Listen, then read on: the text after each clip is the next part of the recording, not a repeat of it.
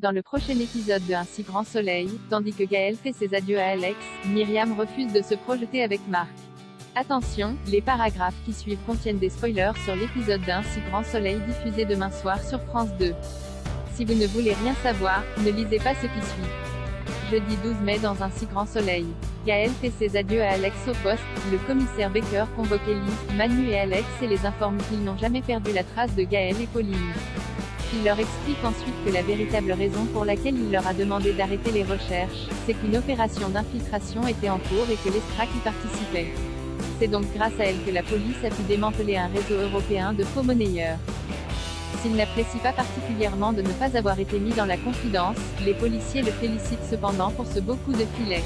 Pendant ce temps, Christophe se balade avec Achille lorsqu'il reçoit une notification sur son téléphone concernant le démantèlement du réseau de faux monnayeurs. Paniqué, il quitte Achille précipitamment. De son côté, Alex rencontre Gaël au parloir. Bien qu'elle soit à l'isolement, cette dernière parvient à tenir le coup grâce à son aménagement de peine. Comme elle va être transférée dans une autre prison, Gaël a en revanche beaucoup de mal à l'idée de ne plus voir Alex et déclare qu'il va beaucoup lui manquer. Lorsqu'elle évoque le baiser qu'ils ont échangé, il répond que c'était une erreur mais Gaël n'y croit pas. Peu après, elle lui dit au revoir avant de retourner dans sa cellule.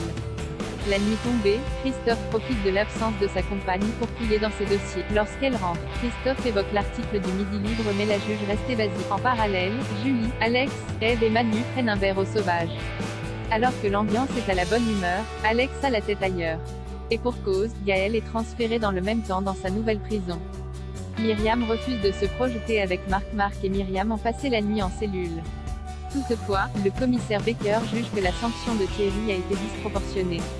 N'ayant aucun antécédent avec la justice, Baker le somme donc de les libérer sur le champ. Sans attendre, Thierry leur indique qu'ils vont recevoir un rappel à la loi.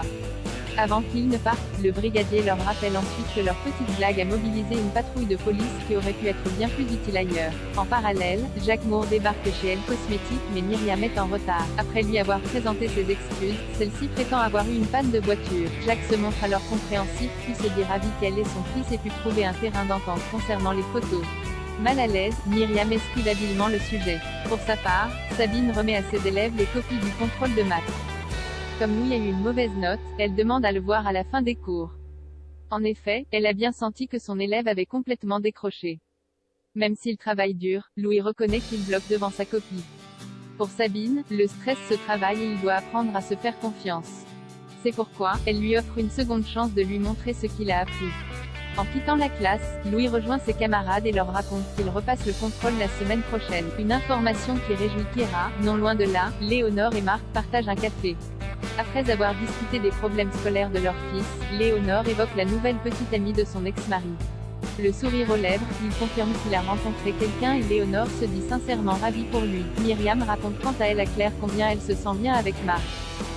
Si elle vit une histoire agréable avec lui, Myriam ne se projette cependant pas du tout. Souhaitant devenir maman, elle refuse de s'engager avec un homme qui a un adolescent et qui ne voudra probablement pas d'autres enfants.